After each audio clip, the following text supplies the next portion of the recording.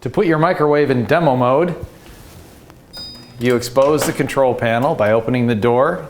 You press the clock button until you see demo mode. Follow the prompt. It says press start to confirm.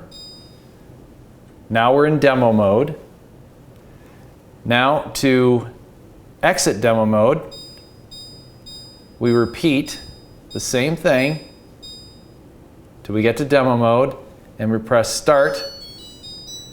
Now here we have to reset our time, and it is 1:35. So we hit clock. 1, 3, 5, and we are out of demo mode. Remember to always refer to your use and care guide.